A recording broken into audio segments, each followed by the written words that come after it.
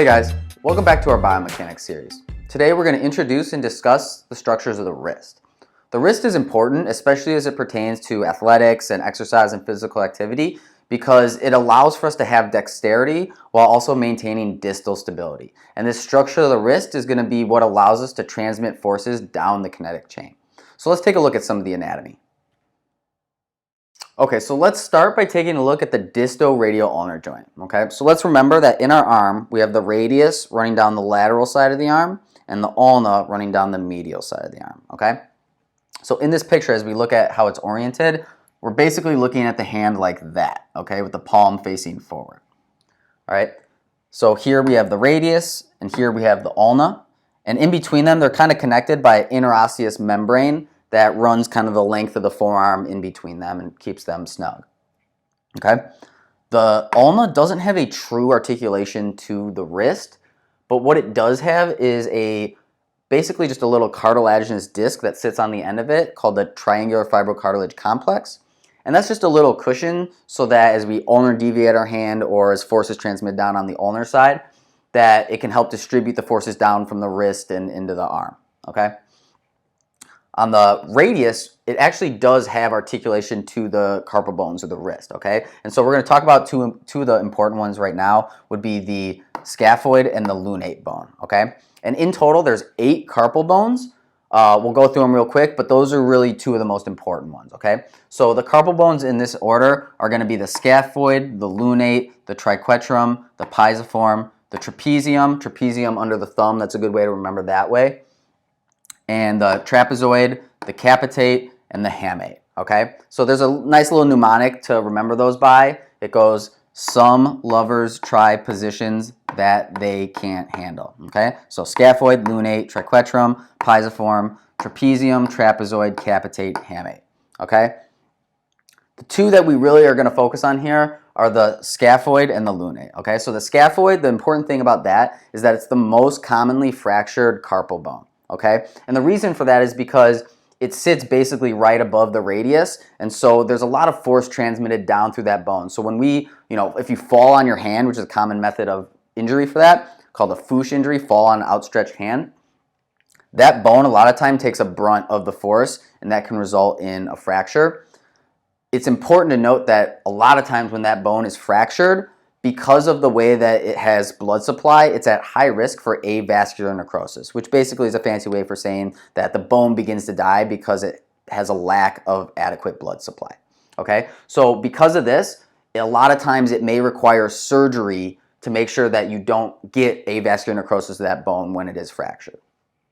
The other important bone is the lunate, and that is the most commonly dislocated carpal bone, okay? So there's a ligament between these 2 bones called the scapholunate ligament, and just like because this one can get injured when you fall on it and it gets fractured, you can also tear that scapholunate ligament, and then that causes the lunate bone to be dislocated, and overall, when that ligament is compromised, the overall stability of the wrist is compromised because these 2 bones are really the attachment points down to the radius, and so if that stability is compromised, the entire stability of the wrist is going to be compromised. Okay, so those are 2 really important things to note and 2 commonly injured areas of the wrist because the forces that they take on. Other thing of note is the hamate has a unique process sticking out like that, and that is called the hook of the hamate. Okay. Above the carpal bones, we have the metacarpals, okay? And those are really just the bones that run down through our palm, okay? So they're basically extensions of our fingers that attach to the wrist, okay? And then above those, up here is where we're going to have the phalanges, all right? So next, let's take a look over on the board here. We're going to take a look at a cross-section of the wrist and go over some of the structures that are really running through the wrist that are important. So what we're seeing here is a cross-sectional view of the wrist, okay? So what that means is if we took a line and just cut right through the wrist, just like that, and looked like longitudinally down the barrel, this is how we would view it. So the first thing to note is the carpal bones forming an arch right here, okay? So it's kind of hard to see from the anterior view, it kind of just looks flat, but from the cross-sectional view, we can really appreciate how that arch is formed, and that's going to provide a lot of structural stability for the wrist because the wrist, an arch is much more structurally sound than just a flat wall, okay? And so the carpal bones forming this arch provide stability that we otherwise wouldn't have. Coming across the top of the carpal arch, so going from the pisiform bone to the trapezium bone, we have this ligamentous structure called the flexor retinaculum, okay? And it's worth noting that all of these carpal bones, just even bone to bone, are connected with little ligaments and stuff, but this flexor retinaculum is what's going to help form the roof of this arch, creating the carpal tunnel, okay? So the carpal tunnel is this little tunnel that's formed between the bottom and the roof of the arch, okay? In the carpal tunnel, these little circles right here are the flexor digitorum tendons, okay? And those are the tendons that are going to help flex the wrist and the fingers, right? So for grip and flexing the wrist.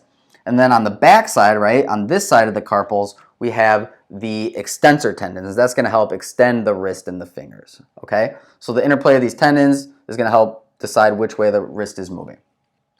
The big thing to note in the carpal tunnel is the median nerve running through it. And we'll see as we talk in the function video why that median nerve is so important and how that carpal tunnel basically interacts with the median nerve, okay?